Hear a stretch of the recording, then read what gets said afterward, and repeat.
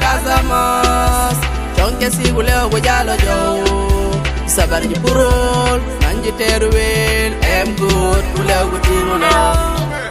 Casamance lañu bakor ala fu ñu lañu dëkk ma melni ci sama pana jóg bu li ñu togo ñoo panarum galu ñu fo dañ jooba ci ba wan moy number 1 nek nga foye li nga mën ñu la wana xasse bu rox dañ gëna fonk suñu aada em kid lañu wax moy mouvement moy culture moy urbain donc ci mo woté le 31 décembre samene se fene liki sen uja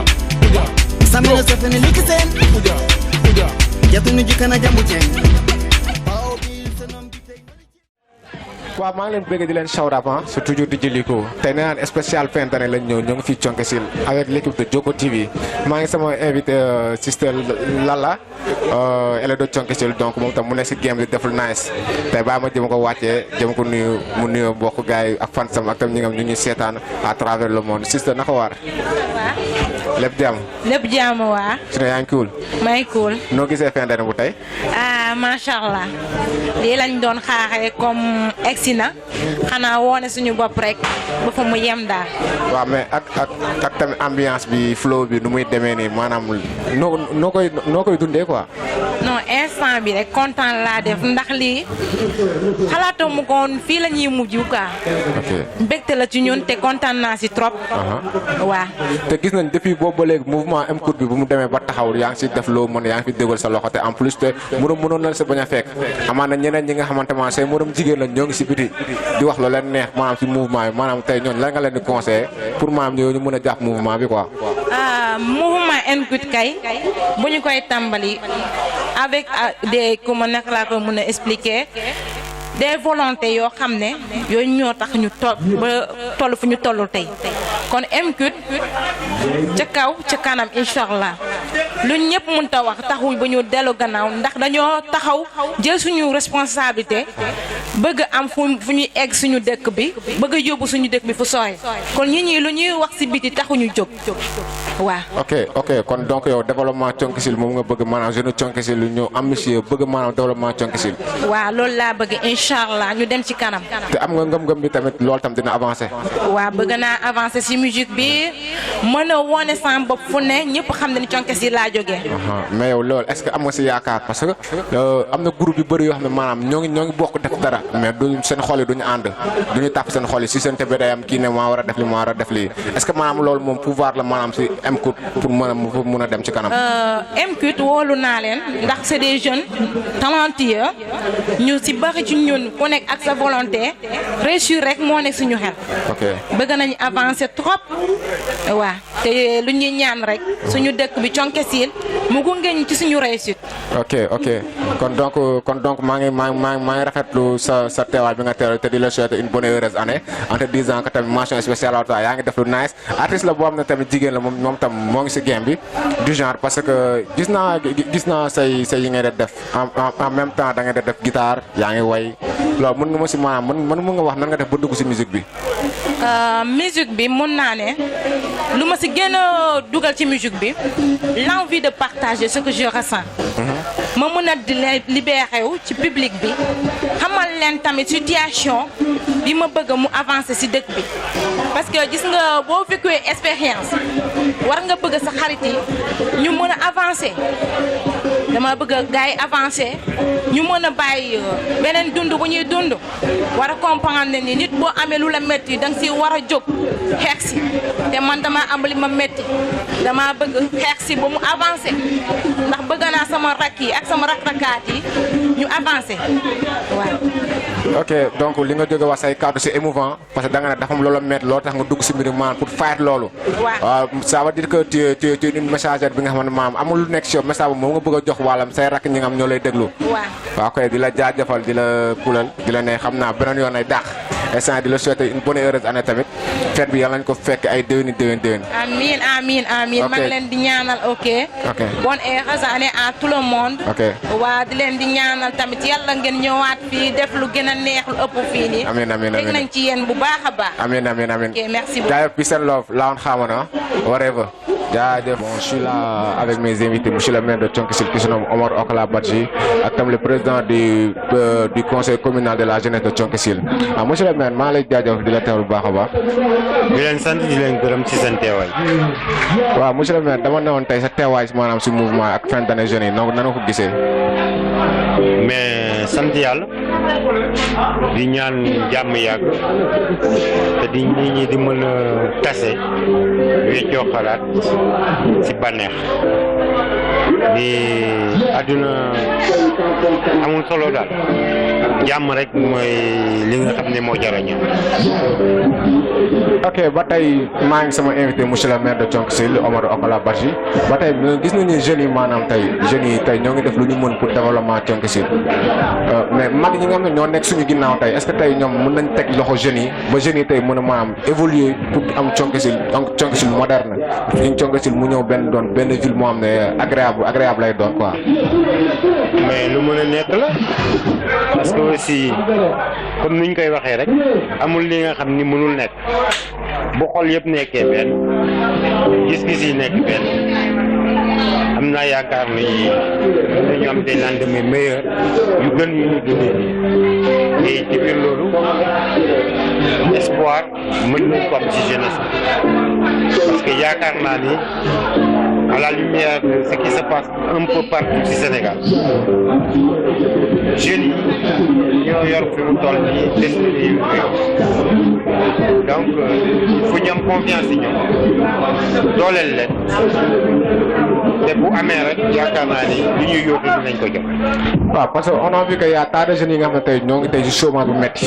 jeunes yi tey dem nañ ba dem Dakar wàllum uti liggéey boo xam ne maam bu ñu demee duñ am liggéey mais da leen jaru ñu dugg si lu am si lu bon la wala soit ñu dugg lu am lu dul naka si dul noonu te ban conseil ngay jox jeunes yooyu maanaam pour ñu mën a delloo seen xel yi.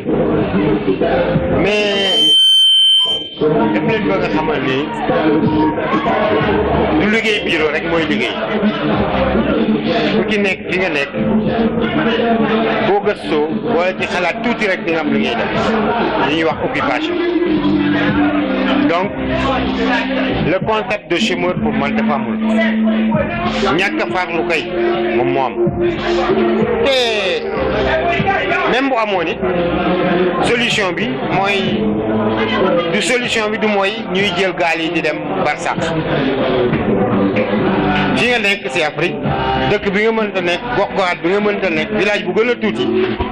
boo fa nekkee nar a tekki war nga mën a tekki parce que lépp ci wut la ak ci xam-xam te ñàkkuñu ko moom kay ñàkk gëm suñu bopp moo andi li mais ku ci nekk fi nga nekk mën nga fa teg. ok ku ci nekk fi nga nekk mën nga fa tekki ñàkk gëm suñu bopp comme olof Ndiaye lu mu wax léegi alal ku sàggan bu daanoo ko farloo koy for waaw mais jeunes yooyu noonu maanaam ba tey dañuy ne état bi moo leen nànkul di leen jàppale état bi ma lay dëgg la moo ngi def lu mu mën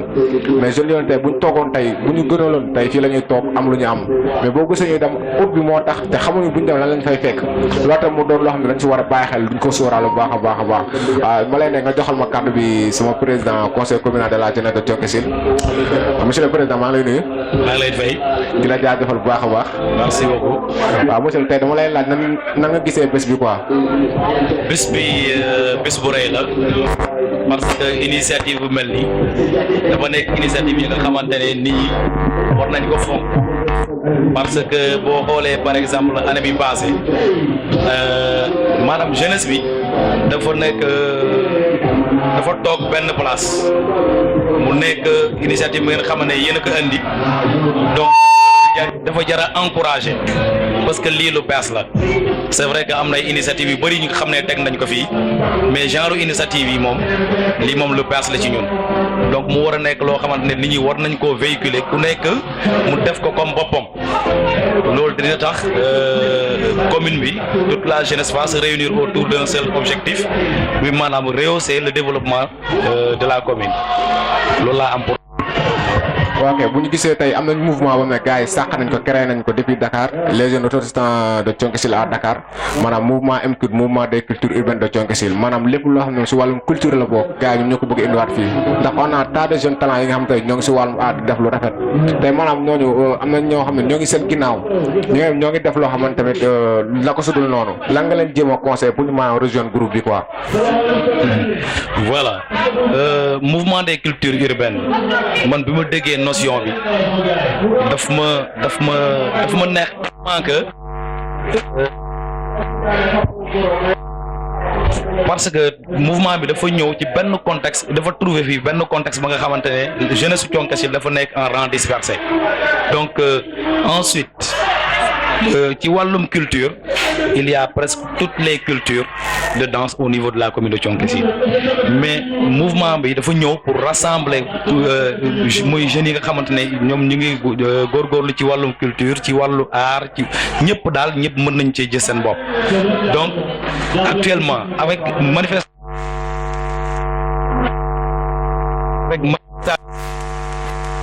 manifestation yi ngeen di def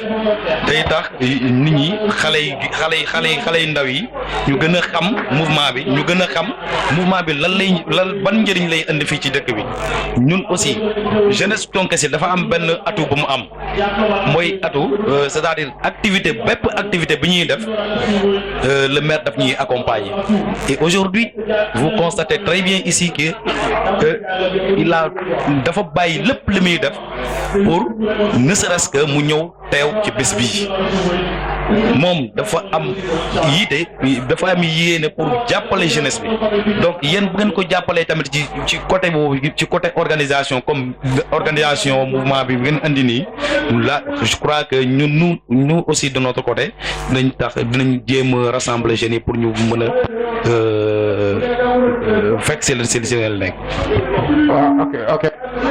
merci maa lay defal si tontu ji ma tontu rafet na trop mais est-ce que tey amoo confiance bi tax tey mouvement MCUT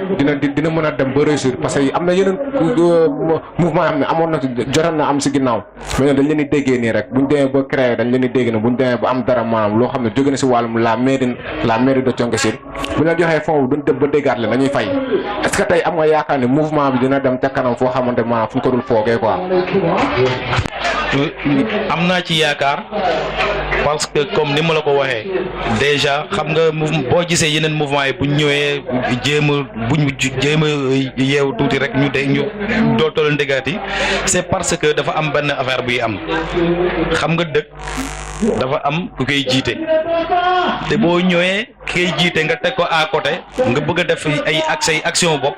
sans pour autant moom mu yëg ko yow xam na yow doo dem mais boo xoolee yéen seen mouvement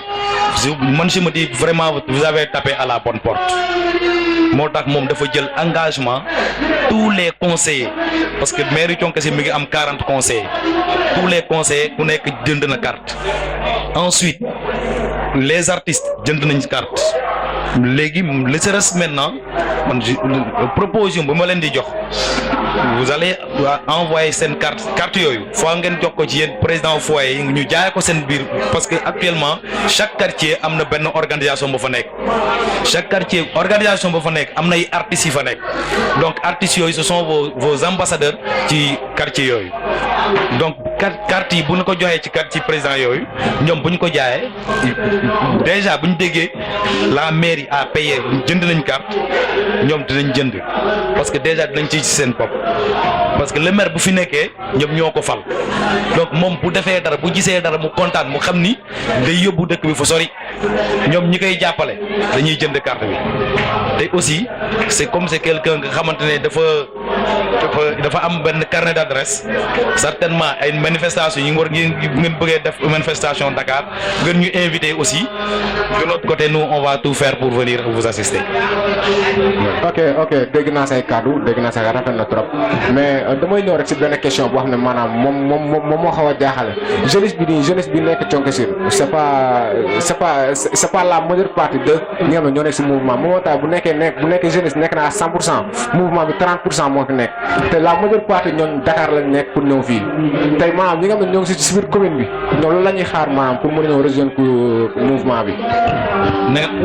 maanaam ñu nekk maanaam fii Thionck Essyl xam nga la majeure partie de la jeunesse c'est à 100% mais ñu nekk si mouvement bi boo compter 30% la ñuy mot 40% am na ñeneen ñi nga xam ne ñoo ngi fii Thionck Essyl di xaw nañu maanaam avancement Thionck Essyl ñoom lan la nga leen wax pour ñu mën a ñëw rejoindre groupe bi. nan la ñu mën a def pour rejoindre groupe bi. waaw loolu laa la jox comme proposition ma ne la Thionck dafa am organisation boppam xam nga fii y a 14 sous-quartiers sous-quartier bu nekk am na président bu fa nekk am na président bu ñu fal mais am na ay quartiers nga xam ne ñoom am nañ seen président boobu donc bu carte yooyu ñi fi nekk ñi nga xamante ne ñoom déjà jënd nañ carte bi foog ñu def benn réunion ñu décentraliser ko ñu def benn réunion ba nga xamante dañuy invité président jeunesse bu nekk ñu ñëw expliquer ko mouvement bi lan may njariñam te ban contribution la ñuy xaar ci population ci jeunesse Thionck Essyl moom aussi bu demee ci association am day porter voix boobu certainement carte yi ñoom dinañ ko jënd bu ñu ko jëndee tamit cela veut dire que manifestation yi nga xam ne ñoom mën nañ ko def fii sans pour autant que yéen ngeen ñëw parce que bon distance Dakar bi dafa sori mën nañ ko def fii bon vous pouvez yéen nga xam ne vous êtes sur la télé ngeen ñëw médiatiser ko loolu day tax mouvement bi gën a rëy parce que aussi man je me permets de me dire que la jeunesse de Thionck Essyl dafa nekk jeunesse boo xamante ne dafa réservé wu tant que gisuñu dara la nga xamante ne moom lu dëgg la du ñu jéem a am impliqué wu donc mais bu ñu defee manifestation comme genre manifestation yi certainement ki nga xamante ne moom jënd na carte bi certainement il va personnellement dina ñëw. ok monsieur le président maa lay bëgg di la jaajëfal di la ne nga wax sa mot de la fin nga souhaiter gars yi bonne et heureuse année quoi. Bien, je vois que c'est pour la première fois d'avoir me nekk fii ci benn plateau pour parler au moins de la jeunesse de Thionck Essyl, mais je leur souhaite vraiment mes meilleurs vœux, que l'année 2021 soit une année de paix, de santé, de prospérité et surtout de santé, que corona bi jóge fii ku nekk dellu si ci lim nekkoon ñun lépp lu ñu xalaatoon jotuñu ko def yàlla may ñu kattan bu ñu eggali suñuy projet. ok jaajëf yàlla say ñaan nangu nga delloo monsieur le maire ma laajte ko benn kàddu bu ndaw monsieur le maire tey dama bëggoon laaj wàllum maanaam politiquement Thionck Essyl maanaam nan la ñu dundee politique bi maanaam actuellement en ce moment nous parlons politique nan lañ koy dundee. politique bu am bi nga xam ne maanaam politique bu am maanaam moom mooy daw Thionck Essyl maanaam wàllum ni activité yëpp parce que buñ nee jeunesse bi rek am na amaana mouvement moo tax tey ñu gis la nii tey mais dama yem foofu nag damay wax à travers Thionck Essyl yëpp ñoom ne yooyu yaa leen jiite ñëpp nan lay demee quoi maanaam. mais dafa fekk ni rek dañu tolluwul ci waxtu politique ci waxtu liggéey lañu toll le temps de l'action man nag sama tradition mooy bu ñu weesoo élection ba ñu jox ma lenge yi ci liggéey bi rek laay farlu ba ñu tolluwaat ci mbirum politique ma doog a dellu ci arène politique mais pour vous dire que tey ak lu ñu mënta def benn politique rek la ñu am mooy ban buntu yi ñuy jaar ba Thionck Essyl yëpp doon benn bopp ci loolu la ñu xëy ci la ñu gontu ci la ñu fanaan mooy lu am solo leneen lépp lu ñu mënta créer rek daanaka passe-temps lañ koy considérer ba ñu xaar ba bés bi jot rek ñu xool ni ñu ngeen boo dugg ci làmb. waaw incha allah monsieur le maire man tam ma lay jaajëfal di la remercier ci invitation tam bi ñu accepté nii dina tam nga wax tam sa mot de la fin c'est tes vœux quoi. mais di rafetlu seen ñëw parce que bañ ma koy wax sans rechigner nee naa seen responsable je vous reçois avec beaucoup de fierté parce que aussi ay ndaw ngeen di rajo bu nga xam ni télévision bu war a dimbali ci promotion gox-goxaat yi donc bu ngeen traversé Dakar ñëw ba Thionck Essyl pratiquement à 400 kilomètres mënuñu lu dul delloo leen njukkal di ñaan yàlla yoon gi mu leen teg ba ngeen yegg si fii Thionck-Essyl mu tegaat leen ci ba ngeen yegg Dakar bu ñu mën a tase aussi si yeneen circonstances parce que moom la ñuy ñaan rajo bi développé wu télévision bi développé wu ngeen ànd ak gox-goxaat yi dimbali leen si recherche développement bu ñu nekk ñun ñëpp bi mooy sama mot de la fin di remercier seen responsable yi seen conseil d'administration mais remercier aussi population bi jeunes yi génn tey pour ñëw fekkee spectacle bi artistes yi daanaka tous ceux qui s'activent autour de l'organisation et plus particulièrement la jeunesse estudiantine de Thionck-Essyl merci. waaw ñu ñoo ko wax ndoo spécial fin d'année lañ nekk ici à Thionck-Essyl tey maa ngi woon ak sama invité président du mouvement comité de la jeunesse de Thionck-Essyl autant pour moi ak tam monsieur le maire de Thionck-Essyl maa leen jaajëf waaw ba tey ñoo ngi ko ne tamit ci émission bi spécial fin d'année ici à Thionck-Essyl ba tey maa ngi sama yeneen invité ñi tam bon boo leen gisee ñu fi ñëwoon sànq ak tam ñii tey nga xam ne du benn monsieur Abdoulaye Sambou maa ngi koy bégg di ko jaajëfal di ko bégg bu baax a monsieur ça va comment tu vas. ça va bien sëñ bi. yaa ngi si jàmm. maa ngi sant la bu baax a baax. naka année bi noo ko dundee. non tranquillement tranquille ça a été. non tranquille avec le corona bi nga xam ne ñëwoon na lëmb réew mi yëpp à travers le monde en ce moment fii fu ñu ñëw nii tey maanaam tey ban concept ak ban jàngat moom moo ci def. Bon, par rapport au corona, d'abord je me présente par Abdoulaye Sambou, major et conseiller monsieur le maire de Thionck-Essyl sur la culture de notre sport. Et le corona, je peux dire que c'est nous les acteurs culturels, nous qui n'y a que le bari. Pourquoi? Parce que corona bi tax na quand même vraiment toutes les activités culturelles de jeunesse tax na mënatuñu ko mëne tel que nuñ ko bëggee woon. Et que nos gouvernants se sont battus corps et âme pour essayer de sensibiliser les populations face à cette pandémie pour que aussi nous puissions réduire à quelques taux de pourcentage ici dans ce pays. Ok. Bon, moi, gis nañ tay depuis Thionck-Essyl amana c'est une question parce que man nek na fi auparavant mais musuma gis lo xamné ambiance bu melni. Donc mouvement bi tay jogna bo xamanté manam mouvement MCOUT mouvement des cultures urbaines de Thionck-Essyl jogna manam pour manam suqali Thionck-Essyl yow tey yan kàddu nga leen jox ak yan kàddu nga leen dégg pour mën a téye seen bopp pour mën a am développement Thionck-Essyl. Je crois que ça d'abord c'est des atouts pour le développement de Thionck-Essyl. On est conscient que on ne peut pas développer cette localité nous baillons jeunesse bi gannaaw nous baillons acteurs de culture comme vous nous baillons ci gannaaw donc ça ne sera pas possible sinon le maire lui tout seul il ne pourra pas faire développer cette commune là donc bu ma déggee mouvement bi j'ai longtemps coordonné avec votre coordinateur Niassi on a coordonné par rapport pour nous organiser l'activité de vie. Envoie-moi les thèmes de référence. Je saurai comment on doit pouvoir partager cela avec le conseil municipal pour lui réaliser ici Thionck-Essyl. Content trop de le remercier parce que lui est dans nos cas. On avait des activités sportives au terrain de football. On avait des autres activités culturelles, mais c'est ça qui nous manquait en fait. Donc le mouvement B, d'abord il y a Thionck-Essyl pour contribuer au regroupement de la paix sociale de la commune de Thionck-Essyl. Pour nous permettre jeunesse bi ñu xam na mën a xam ni ñoom ñëpp benn la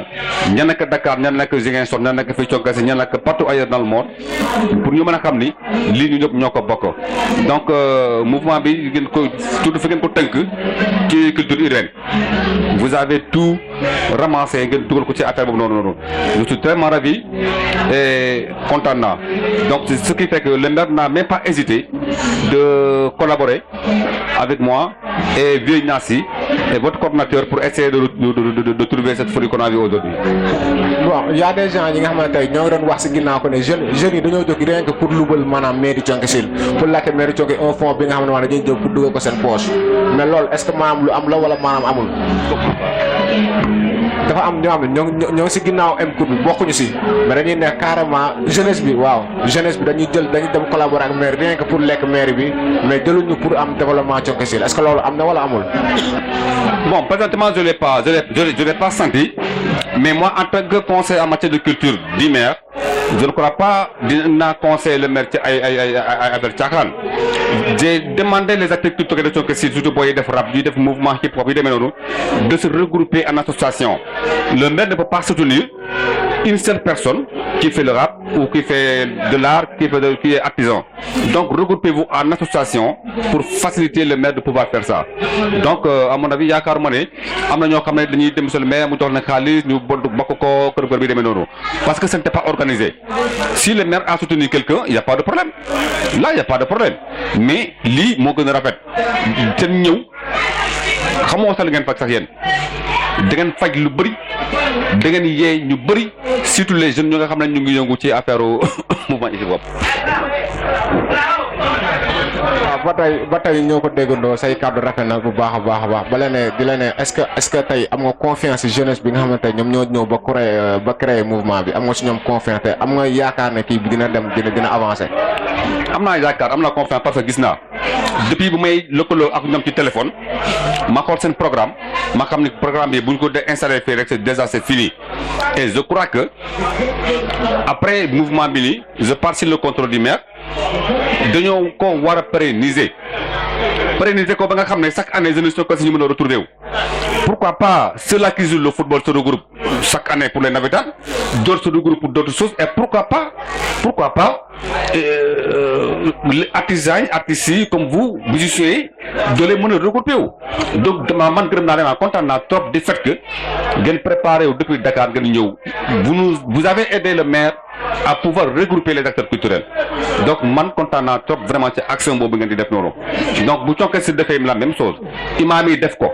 mbërikat yi def ko artistes yi ñëpp def ko ça sera facile pour l'autorité de pouvoir soutenir et aider quand même vraiment la commune de Thionck Essyl. waaw maa lay jaajëfal bu baax a baax ma nga joxal ma micro bi sama yaay joo toog yaa booy. naam. yaa booy maa lay nuyu. maa ngi lay fay ak jàmm. yaa ngi si jàmm bu baax a baax. alhamdulilah. waaw yaa booy tey nan nga gisee bés bi. bés bi tey maa ngi nuyu ñëpp di leen gërëm bés bi tey dafa nekk bés bu rëy ci man la parce que bés boo xam ne at bu nekk dañ koy def waaye ren jii li tax mu gën a maa neex rajo bi nga xam ne moo ñëw télé bi foofu rek na ma gën a neexee waaw dëgg la ba tey nii tey damay ñëw maanaam si wàllum jeunesse bi. tey gis nañu tey gis na xale yu jigéen ñu bëri suñu morom rakk tey. di am grossesse précoce maanaam teel a jël biir. te maanaam ñoom lan nga leen di conseil ak tam lan nga leen wax ku ñu mën a téye seen bopp. man li ma bëgg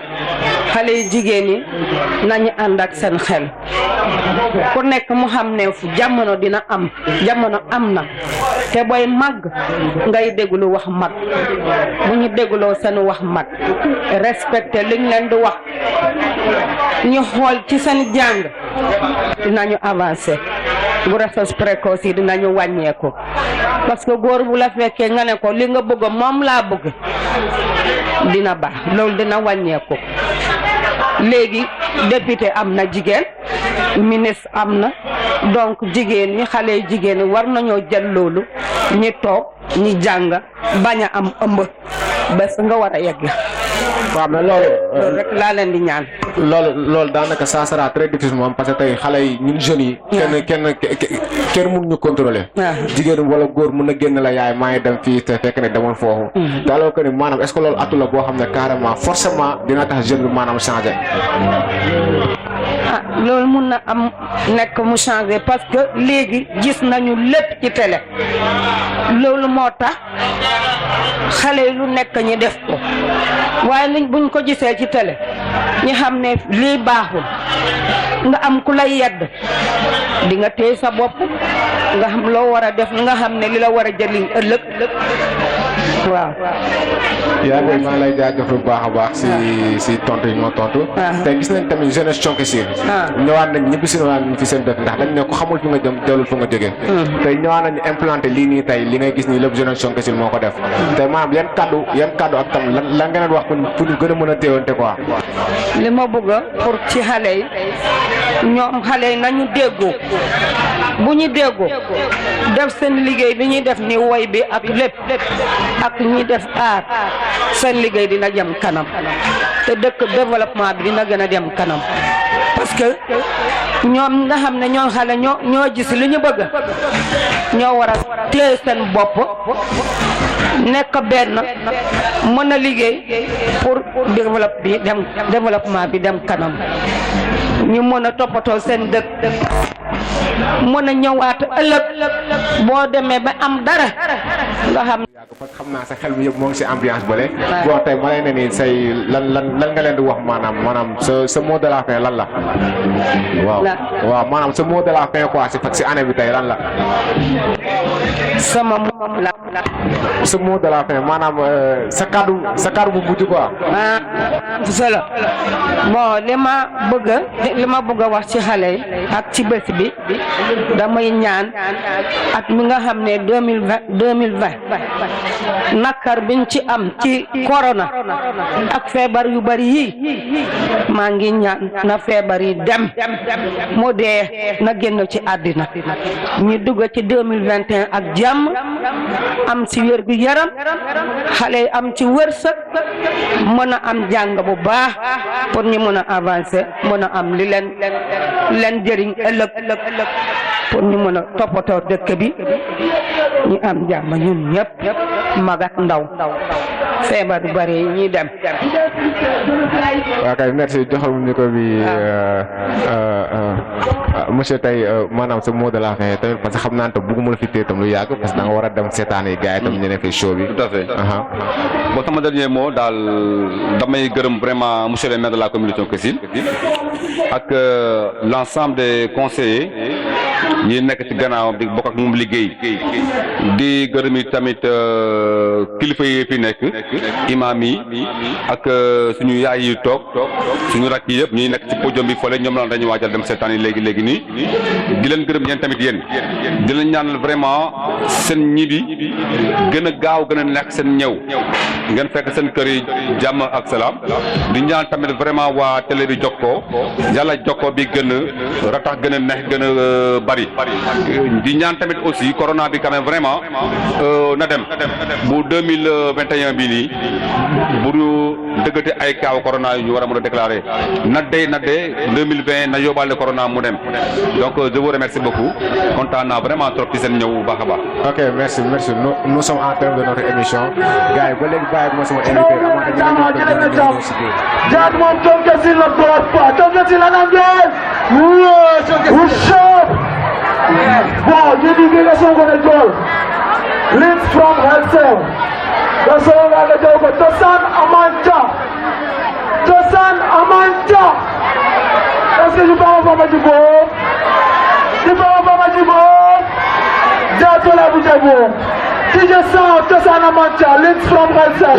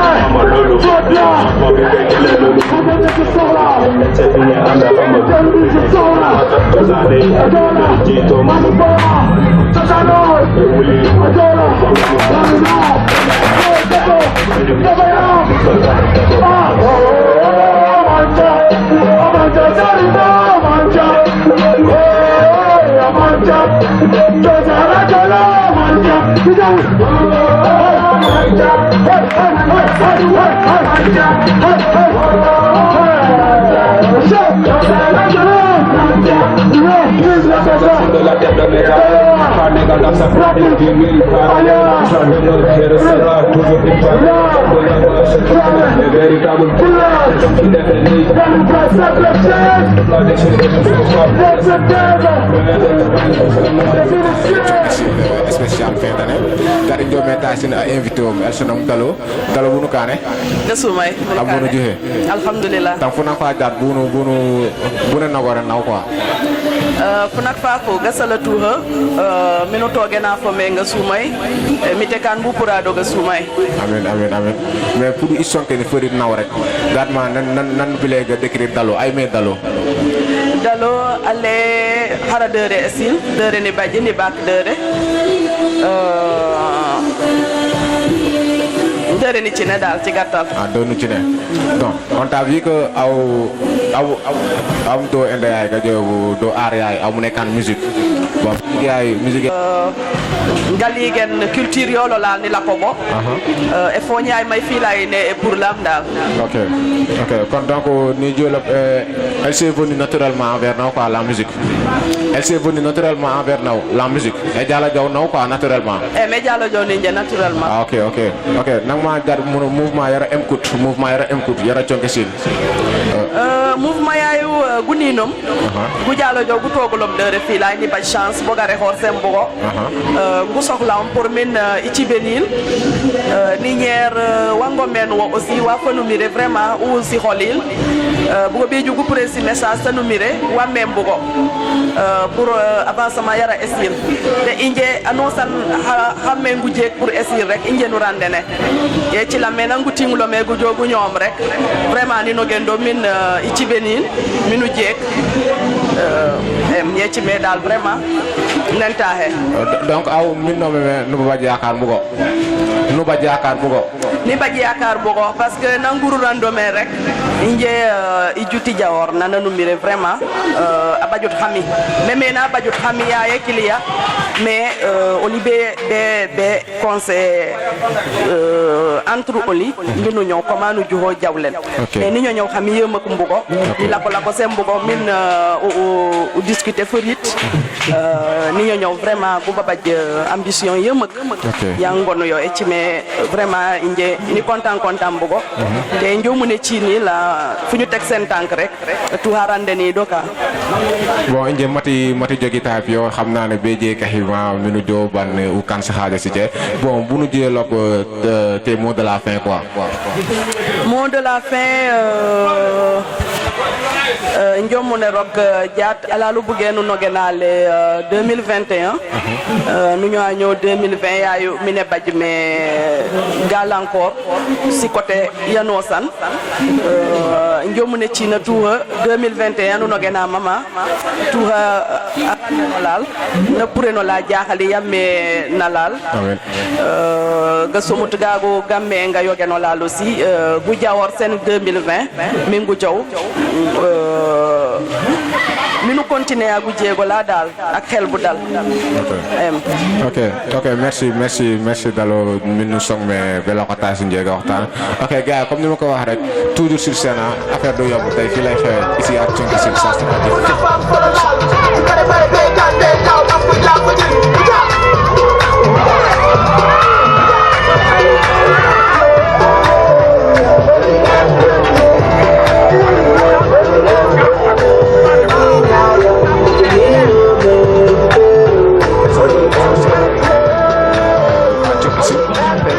sama élément yo tam ñom ci art lañ bok ci crew bi ki nek sama gauche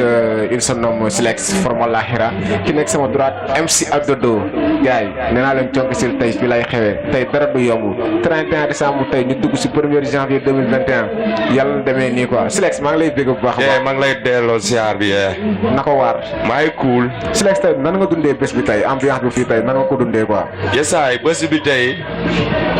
dañ ko organiser pour lancer ci ben site bo xamantene bu ñu né carrément mouvement des cultures urbaines de Thionke Sil waaw légui té événement bi dafa doon événement bo xamantene dafa né ci ñun parce que boy Thionke Sil war nañu reconnaître partout dans le monde au niveau en Afrique en Europe en Asie ou bien dans quelque part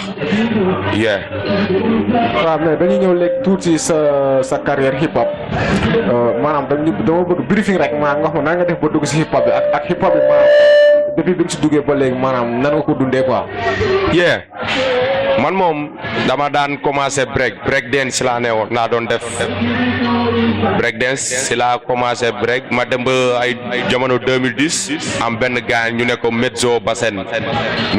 waa Bandial moo nekkoon sama koñ ak ñoom doogi ñoo ma conseillé ma bàyyi ki break bi ma dugg si hip hop te si laa commencé di bind ay texto di teg di ko garder dem ba si yàgg am benn concours bi ma mus a participer suñu foyer waaw si la door première fois léegi à partir de l'année boobu si la commencé ma ne bàyyi ma jàpp ko ñaari loxo quoi ok kon si j'ai bien compris au début de ta carrière musicale si hip hop si break dance nga nekkoon break dance am sa yenn grand yi nga xamante ñoom tam ñoom ñoo la woo idée la si pet ne la carrément suñu sañ nga bàyyi break bi ñëw si hip hop bi waaw yes kon hip hop bi kon maanaam c'est un ton bi nga dañ ko dugal si yow waaye xam naa ñëwul si yow xalaatoo rek ne carrément dama war a dugg si hip hop waaw dañ la si dugal mais yow léegi depuis boobu ta première fois sur scène parce que da nga ma ne sa première fois concours la woon boobu nan nga ko dundee woon maanaam nan bi nga duggee da nga tiit wala da nga étouffé wala daal nan la demee woon non tiituma parce que boo gisee ma ne la tiituma yàgg naa am fit boobu bi ma doy yéeg si kaw public nii waaw di fecc waaw gars yi ñi may seetaan comme mënu ma ji yéeg pour la première fois si concert ma am problème quoi. xam nga break boo ko def da nga koy def ak ñi nga xam ne ay 4 personnes 5 personnes. foofu da ngeen bëri mais hip hop boo ñëwee ta première fois boobu yow kese yaay ñëw amoo kenn koy àndal maanaam boobu changement du am quoi. waaw non amul changement si man parce que man li ma yore li may joxe public bi loolu laa mën a joxe comme ni temps bi ma doon break ak temps ni ma nekkee ni quoi hip hop yesaay lépp laay joxe quoi whatever joxal ma micro bi Adodo MC Adodo what's up Kana Bash alias Moussa xam nga ma jaaxal la ma tax nga bàyyi Moussa bi jël Adodo bi juste pour benn gaan boo xamante ne artiste la quoi muy dëkk Bignona mooy sama premier jour dem Bignona dama dem ba foofu noonu fekk fa concert waa ji moo ma bégal ci jour boobu noonu ci bés boobu noonu waaw léegi bu ma ñëwee may raconté gars yi après par la suite gars yi di ma ne Adodo xam nga rek bu tour bi dugg mooy loolu léegi ma nekk Adodo Adodo boobu kon yow c'est-à-dire yow da nga ko piraté parce que yow nekkul jékki-jékki nga ne man tey comme man ni ma nee nii man tey di jël liko laa tudd xam nga di jël liko dama ko piraté man tamit mais Adodo bi jékkul nga ne dañ la ko tuddee wala soit da nga gis ko tudd Adodo rek nga jël ko si moom. non dañ ma ko tuddee man sax man maa ko jëkk fan gars yi tuddee ma ko. ok right yow hip hop bi léegi nan nga def ba dugg si. non hip hop bi lan moo tax mu dugg ci hip hop bi dama gis yeneen thèmes yoo xamante ne gars yi mënuñu toog ni di jàkkaarloo ak nit ñi ñu wax ak ñoom quoi c'est juste moo tax ma ne man moom mun naa révolter ci biir loolu noonu quoi ci problème yooyu noonu yoo xamante ne mënoo jàkkaarloo ak nit ki face en face nga wax ak moom quoi. ok kon hip hop bi nga si duggee ba léegi maanaam say parents amuñu benn xel ñaar maanaam sa papa nangoon na ko wala soit da la doon jéem a tere rap bi. non sama pap moom terew ma ci musique bi quoi. même sa yaay terew la ko. sama yaay terew ma ci musique. kon donc yow ni nga si duggee kon neex na la kon. waaw. ok waaw ba tey dañuy ñëw si mouvement M-Coupe bi booy woote fii tey Thionke Sil tey maanaam booy lan ngay wax si ñoom.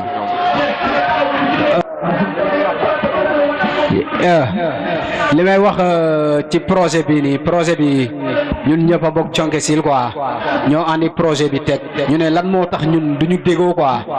booy xool yeneen village yeneen dëkk yeneen pays am na ay artistes yoo xamante ne dañuy dóor mais fat ñu gën dem seen yoon quoi ñun dañoo ne pourquoi pas fi Thionke Sil dafa bëri ay boo yoo xamante ne dañoo mun li ñuy def bëri ay talent depuis suñu mag yi ay ñoom Baslite ay ñoom Sistefa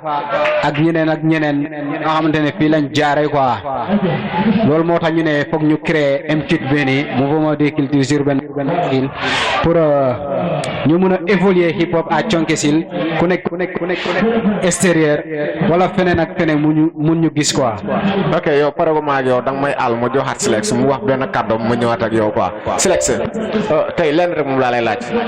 bu njëkk ba nekkoon nga Sniper Family yaak yeneen éléments yi mais mu dem ba tas problème moo fa am te déggoon naa ñu ne problème xaalis la wala soi-disant booy mooy loolu kii mu ma dàq rek wala kii warul xaj ci groupe bi nan la demee bëgg naa nga ñëwaat si tuuti Sniper Family boobu. non Sniper Family problème boobu ñëwul foofu quoi. waaw mais ban problème. amul benn problème ba ma expliqué la c'est que suñu troisième élément sama frère la boo gisee ñu ne la Sniper Family maanaam Sniper Family ñun benn famille la ñu bokk man Sagna laa sant Adodo sant Sagna suñu troisième élément mooy suñu caat bi quoi ñu ne ko El Bandi El Boy Lamine Sagna El Boy ñu dem ba si yàgg gars yi di ko ne carrément moo ñu dàkk rap yaa ngi gis si la bu commencé di ne carrément waaw moom instant yi moom moo ñu dàkk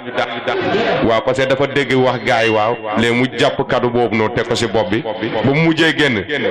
léegi dem ba si yàgg ma des fa man ak sama frère bi Ado sama mag la ñu des fa si groupe bi quoi. waaw mais groupe bi Adodo yaag Adodo man bu ma seetee dafa mel ni ba léegi nekkatu leen de même bu ngeen nekkee suude bi ngeen suude woon nen xaw na am écart tuuti au début. non du loolu problème bi nag du affaire wa ñun am nañ problème mais c'est que man dama kaa sori yoon moom tamit instant yi daf ma sori. mais des fois tamit boo amee beneen idée fi nga nekk mën nga ko dugal instant yi comprendre mën nga dugal idée boobu noonu nga def parce que mën nga dem concert suba foo xamante ne tamit yow nga jël sound bi yow kese ñun bu ñu dajee tamit ci beneen concert mën nañu ñu jouer ko ensemble suñu sound yu ñu jot a dóor. ok that's right du ma la téye parce que xam naa da nga war a dem si concert bi nii. léegi wax la ma bàyyi la nga wax sa mot de la fin lan ngay wax gars lan ngay souhaiter gars yi ak mooy loolu quoi. sama gars yi maa ngi leen di souhaiter une bonne et heureuse année 2021 waaw. munuma leen fay quoi munuma fay waa Thionkesil surtout vous Canabasse xamante nañu du tey depuis temps enfance ñoo nekkoon fii yàlla def ñu jox la sa wërsëg nga dem ba dugg si tel TV bii nii waa nga am émission bu important bu ñu insérer tey waaw kon maa ngi gërëm Sénégal yëpp di leen souhaiter une bonne année quoi. non bu doon émission boobu incha allah dinañ fi ñëwaat def benn émission bu dóob bi maanaam concert dafa am ay xat-xat yoo xam ne maanaam mun ñu def émission mais incha allah maa ko promettre man à ma personne maa fi ñëwaat fekk matériel yi gën a dugg ñu ñëwaat def émission bu toog. yes sir. jaajëf fi seen la waaw rëba Adodo. ba léegi bàyyeegu ma la de. yow de balaa ngay dugg balaa ngay am relation ak boy Sniper Family Silex ak kii yow kese yaa doon dox n'est-ce pas. léegi lan na ngeen def ba mu relation ba man na ngeen def ba bokk crew bi. lu waral ñu bokk crew bi dafa am benn chant bu ñu featuring quoi man ak moom man ak ñoom quoi benn chant la ñu featuring quoi moo andi lien bi boo ñu bokk crew ñu ne pourquoi pas chant bi nice na jàll na gars ñu ngi koy get nice ñu ne pourquoi pas dañu def benn mouvement tuddee ko Sniper Family quoi tant que ñun ñëpp Sagna la ñu sant ne ko Sniper Family looloo tax quoi ñu bokk benn groupe. ok mais yow léegi hip hop bi yaa ngi si gis sa bopp maanaam lan nga si dund loo xam ne moo la gën a neex si hip hop bi lan nga dund maanaam si hip hop bi loolu si gën a neex quoi. lu ma si gën a neex. lu ma si gën a neex ci hip hop bi instant yi bi ma door a tàmbalee dafa métti trop mais instant yi maa ngi sant alhamdulilah quoi maa ngi gis njëriñ bi niveau bi muy gën a yéegu quoi yesaay. waaw mais au début dama doon dégg dañ la doon bindal yow daanoon bind yow dañ la doon bindal ay texte nga koy kii loolu am na wala amul. non man kenn du ma bind texte. non mais si mais dafa attention parce que gars yi ñooy wax man waxuma gars yi ñooy wax parce que man damay def samay investigation si yéen. non man mun ngeen ma gis ñi ngeen ne waa booy bi mooy loolu mais damay def sama investigation si yéen. non man kenn du ma bindal texte bi ma tàmbalee ba léegi amul ku ma mus a bind texte. yow léegi say projet maanaam lan ngay wàññi si projet bi. projet bi maa ngi ci kanam projet bi daanaka ñaari sound ñoo des ci projet bi quoi. album la wala mixtape wala. album la 12 titres. album 12 titres. koy tuddee Kaabe quoi que su may bare. ok. esaay. ok Adodo dama lay bàyyi tamit xam naa ne instant yi gars yi temps bi xam na. nga wax sa mot de la fin. bés bu tey jii nii maa ngi bëggee ñëpp di siyaar ñëpp di leen ñaan jàmm quoi fi seen love fi seen xaawani ñëpp di bëggee waa Joko TV. soo mi di Canabasse ak sa gaan bi dañuy wàcc tey Thionkesil bii nii di def lu nice di yóbbu Thionkesil fu ne li ngeen di def nii ku ko gis nañ xam ne fii moom village bi nii ci jamono bu ñu toll nii mu ngi dox quoi ak mouvement bi hip hop bi Thionk évolué na instant nii ok jaajëf yow ñu ngi lay jaajëf Adodo bu baax wax di la ne yow waree fa ok jaajëf ma teewaat kenn fi ba léegi dañuy góor jam dira xulo jam ya tane si MP bu lancé ci bi ay boy yu xarañ am fii te mu ne dégg ci bi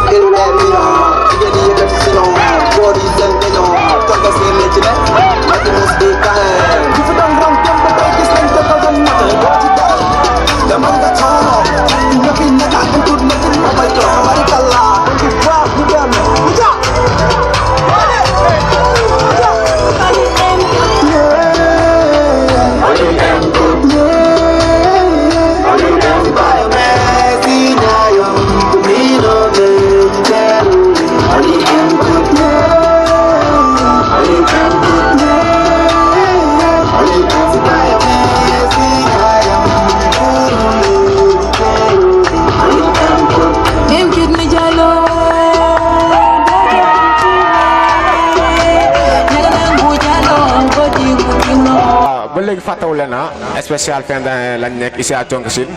tey ma teewalaat beneen MC tamit il se nomme MC Kibaki.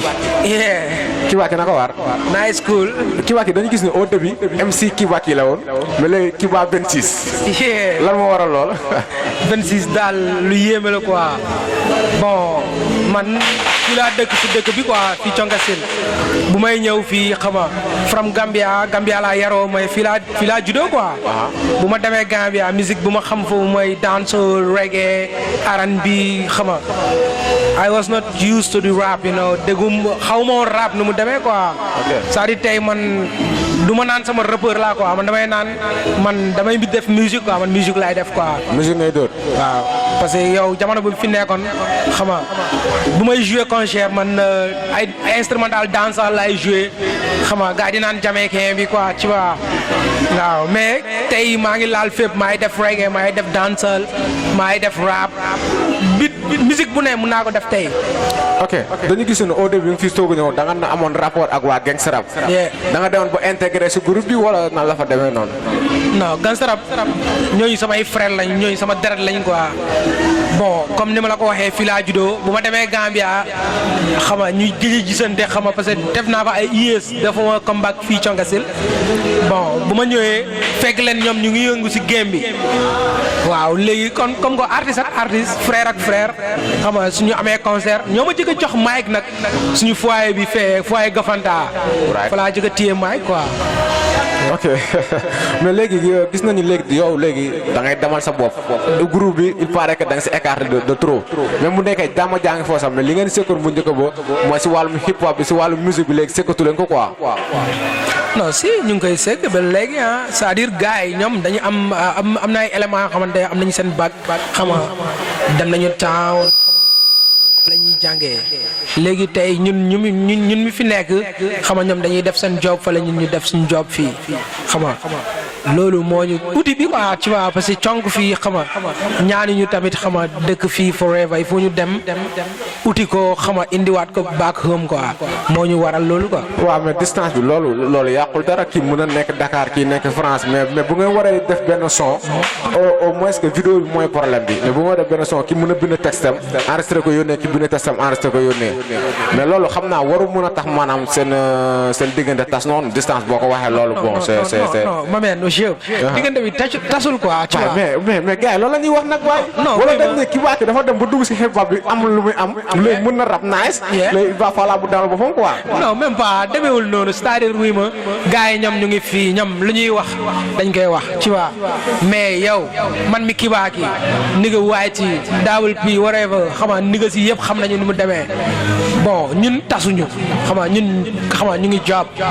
te surprise nag boo koy def jarul nga koy wax quoi. te man am na benn élément man groupe bu ma nekkoon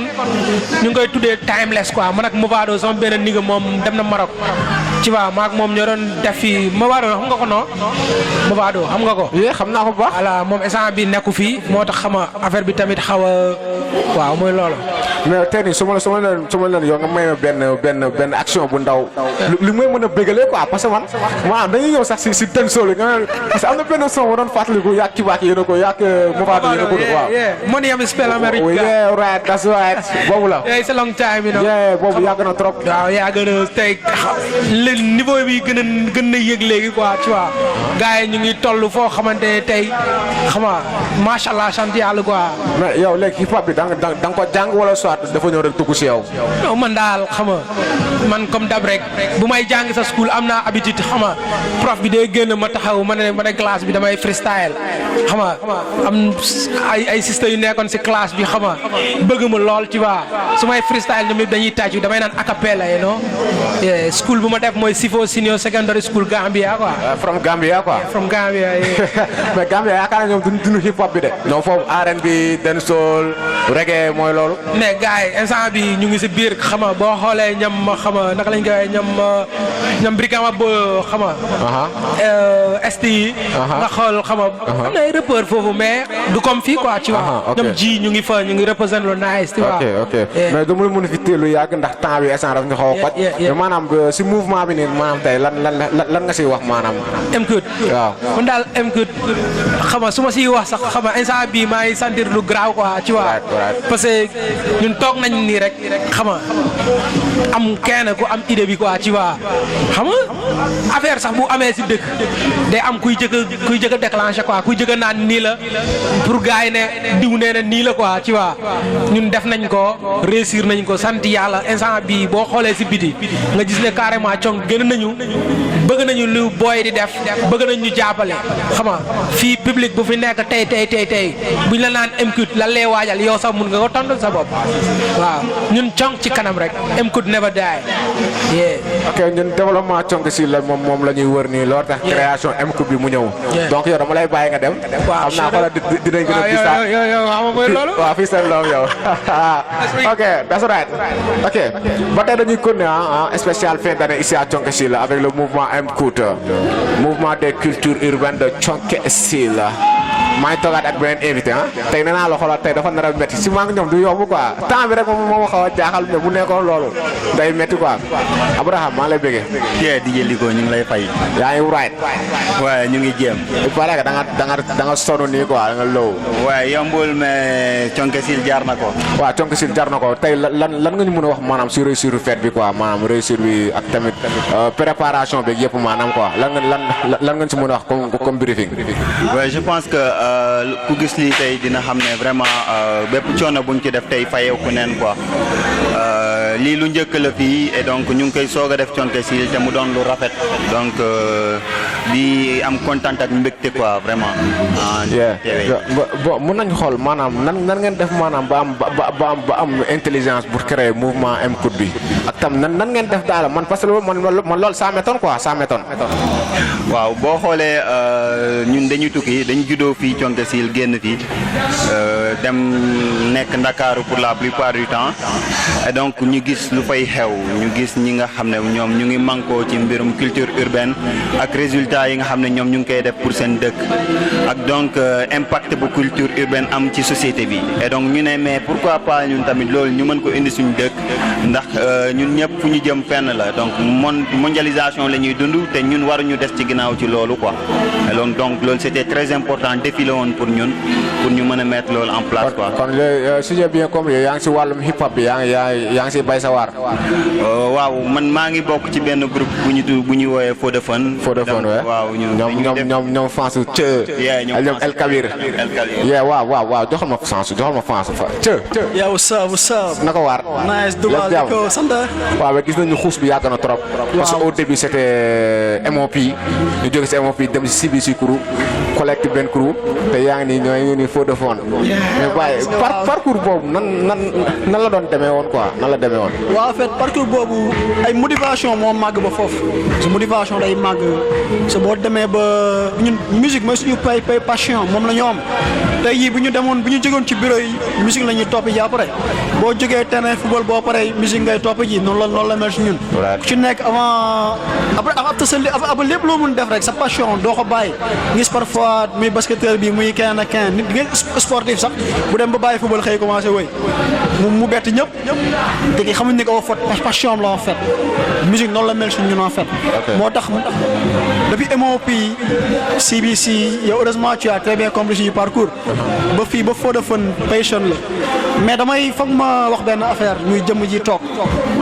man dama demoon pratiquement presque ba xaw a xaat bi naag saa waay dama dem sama ne ko yow je préfère sax man mu nekk sa manager yow nga dem ma bañ a génn ci cadre bi mais gan gi yàlla nga tax may wax moo ñu indiwaat boole waat kii foo def kii moo tax Faux de Fun taxaw mën naa ne parce que moo ñu indiwaat maag saa waay ci musique bi da koy sant ko ci gërëm nag quoi mu doon élément ma am élément yi di sant yàlla bu baax am élément yu clé yoo xam ne ñii nii tey jii su ma demoon bay dëng si musique bi ñoom ñoo may jubanti ma saa fa nga jaar du foofu fii la di sant bu baax a baax quoi di loolu lépp motivation rek motivation moo màgg évoluer ba tey foo defoon judd quoi. waaw mais man ce qui m'étonne en ça yow da nga demoon nga ne sa biir wax da nga demoon ba xaati mais xaati boobu lan moo kii nii da nga dem ba gis ne musique bi mënoo too si avancé wala nan la demee noonu. waaw en fait xaati boobu noonu en fait situation la xam nga parfois nit di nga toll situation boo xam ne balance bi day ëpp doole benn côté bi te man sama situation moo xaw ëpp doole côté musique bi moo tax en fait bàyyi ma xool définitivement mais dama stand by nekk say situation parce que nekkoon say problème personnel xam ay problème un peu privé quoi ma préfère parce que mu noon instant boobu période boobu mu noon ànd ak musique bi xam ma je m'étais obligé xam ma bàyyi musique bi certes pour un moment xam nga ma nekk situation bi macha allah nag ci diggante boobu nag ma nekk situation yi ba lii jot a ñëw xam nga ñoo ñëw vraiment ne ma saa waay ñaar yëpp mën na ànd surtout jëmm ji nii ne ma ñaar yëpp mën na ànd te day dem xam nga fekkoon tam saa itam si yeneen level mu xëccaat ko tamit ñu ñëw noonu la demee quoi finalement ba ma mujj ñëwaat ci musique bi. ok bu ma delloo ma kii maam lu ma ko bamtuwaat tuuti Abraham boobi dëgg na teg lu nice yow mu nekk xalaatam bu baax bi nga def si moom te man lan moo la gën a poussé ak tam la nga gis si moom li nga tax ne nga xëccaat ko si bi hip hop bi. waaw je pense que moom dafa baax rek parce que man 2019 laa commencé te bu daan toon ñoom yaakaar ma lii yëpp mu am quoi tu vois man moom mi comme moom nu mu koy waxee man ku ma motiver musique Kabir la parce que moo ma jox confiance boobu noonu mënoon na ne boo yow kenn xamula ci lii tu vois donc kañ nga mës a bind kan ak kan nga mës a wéyal tu vois mais mu jox ma sens boobu tu vois nee ma noonu nañu bind tu vois et donc ñoom ñoo baax tu vois moo tax lii quoi c'est réciproque ñun ay valeur moo ñu sekk suñu groupe ci ay valeur la lalu te valeur yooyu mooy fraternité mooy générosité mooy liggéey donc looloo tax xam nga nii rek la mën a demee quoi te moom muy sama mag tamit xam nga lu muy yëg ci man lu ko raw laay yëg you know me so waaw mais kuru feu de fun bi nan la def ba ñëw quoi kuru feu de fun bi. waaw feu de fun mooy for the fun. c'est-à-dire pour le plaisir. loolu c'était important su ñun parce que dañu gis ne ni que artistes yu bëri. mais attends feu de fun comme gars yi nga xamante ñun suñuy jàng xawul sori si anglais bi noonu. xam nga feu de fun bi dañuy ne 42. waaw xam nga maanaam da nga ne pour le plaisir. mais feu de fun. mais léegi lan moo tax 42 mais xanaa abréviation wala tur bi moo gudd ba mënu leen ko bind noonu quoi. waaw du loolu du question de tur bi mais boo jëlee 4 plus 2. waaw égale à 6. 6 waaw plus fun égale à 7. donc le chiffre 7 daf ñu intéressé. waaye instant daal di nga wax de waaye inspiration da nga ko amee waaye moom nan la ñëwee quoi. waaye looloo tax boo xoolee suñu son yëpp yuy génn soit day génn le 7 soit le 15 lay génn. ok loolu c'est important du ñu génnee son du ñu jël rek bis ni rek ñu génnee. yeah whatever. voilà suñu lépp lu ñuy génnee le 7 wala le 15 lay génn parce que loolu daf ñuy marqué quoi. waaw le 15 bi mooy beneen level. 7 plus 7 égale 14 donc 15e bi beneen level la. ok mais yow bi nga duggee si hip hop bi yàggul. yàggul man je suis spécialiste du reggae. dañuy complémentaire. dama gars yi dañuy hip hop man may reggae. donc ñuy def reggae rap tu vois di def musique di def traditionnel voilà. di feel free quoi comme tour bi pour de fun. donc lu ñu sentir pour le plaisir la ñuy def. mais instant yii yaa ngi siy gis sa bopp nice. bien sûr parce que je pense que même bu dul pour man kese musique bi dafa laajoon management tu vois parce que artiste da ngay xam ne yow porteur de voix nga au-delà de tout ñun am na li nga xam ne ñu ngi ko doon xeex mais musique bi may nañu yoon bi nga xam ne léegi ci lañ koy wax population bi ñu gën a déglu. donc pour ñun loolu c'était important quoi. ok yow moom dama la téye fi lu yàgg dama la ñëw libéré ma jël Kabir mu ñëw toog Links sama man non Diop Links sama man na. waaw salaam Links. oui Links from Xelsel. waaw mais Xelsel bi nga si duggee yàggul de. Xelsel mën naa ne yàgg na mais tour bi dafa am évolution. non attends Links bi nga doon soog a ñëw si rap Links ngay dégg Links Xelsel yi man tout récemment rek laa koy dégg. ok au fait que boo déggee ma ne la Xelsel dafa évolué parce que bu njëkk dañoo ne jëmmu kenn crew bi jëmmu kenn la tuddoon en 2014 laa commencé musique j'étais Lynx et j'étais aussi je faisais partie du groupe jëmmu kenn jamono boobu maa ngi ci groupe bi en même temps maa ngi def carrière solo voilà. ok en même temps dañu gis ne tamit hip hop bi à part hip hop bi yaa ngi def beatmaker si suuf di def formation xaw ma ba xam dem na tamit ba taxaw mais loolu maam ak hip hop bi est-ce que xawul métti si yow noonu. waaw métti na méttiwul parce que tamit bon gis nañ ni c'est complémentaire. artiste boo doonee artiste nga doon beatmaker ci ngay gën a sentir beat yi ngay produire ci ngay gën a feel loo xam ne bon sa sensation ci beat bi lu nekk en tout cas daal loo feel loolu nga bëgg a def ci beat bi mën nga ko ci def nit mën na la créer beat mu bañ laa neex fekk moom xam-xamam foofu la toll loolu moo ma gën a poussé encore une autre raison bi du téléchargement yi encore daf ñu permettre ñu am xel naan il faut ñu am suñu production bopp je lance toujours un appel à mes frères artistes amis ñoo xam ne bon ils sont dans le milieu informel ou formel bi du téléchargement yi toujours nañ ci bàyyi xel parce que droit d'auteur mu ngi ci sa son nu mu neex ne bu dee ci réseaux sociaux yi moo ko foofu nga ko jëlee woon nga delloo ko foofu doo mën a am loo bëgg parce que ñooñu am nañu ay politique de confidentialité boo xam ne YouTube am na ko Facebook et consort loo ci bëgg a am doo ko mën a am carrément ci nit ñi ngay amee dara mu yem foofu te day am limite quoi. ok hip hop bi depuis bi nga si duggee ba léegi maanaam c'était en 2014 nan nga def ba dugg si. bon ci benn affaire bu bizarre bon 2014 maa ngi yoon def première ci benn injustice ci école bi moo ñu poussé woon dugg ci lool doo doon toog xalaat am lu ñu bëgg a exprimer xamuñu nuñ koy exprimer cela nous a poussé ñuy bind ay textes di dem ay concert di def playback l'essentiel gars yi lancé ñu benn bit ñu nekk ci kawam objectif bi mooy ñu génnee li nekk ci ñun wax ko ci public bi lii moo ñu métti loolu en fait moo ma dugaloon ci rap. loolu moo dugal si rap mais depuis bi nga si duggee ba léegi amoo problème maanaam si wàllum parents yi tooguñu tere la ko parce que day rap yi la ma bon jigéen rek yéen jeunes yi da ngeen dugg si rap bi maanaam salsa hip hop bi nice au début boo gisee gars yi ñu fi nekkoon underground yi daa dégg ñuy saaga mais léegi da ngeen dugg si hip hop bi di saaga di wax ay mooy salta yoo xam ne maanaam ba meeree wala paa bu ñu ko déggee ñoom du ñu bëgg seen doom dugg si loolu bi nga duggee paa ak mère bi xam naa kaasuñu wala soit dañ la gën a teg loxo pour nga dem ci kanam. ok pour dire vrai man waxuma leen maa ngi ci musique waxuma leen dara parce que tamit sama philosophie bopp la quoi jamono boobu gëwuma ko woon tellement gëwuma woon ni dinaa continuer musique donc balaa may wax nit maa ngi ci dara dafa fekk ma gëm ko déjà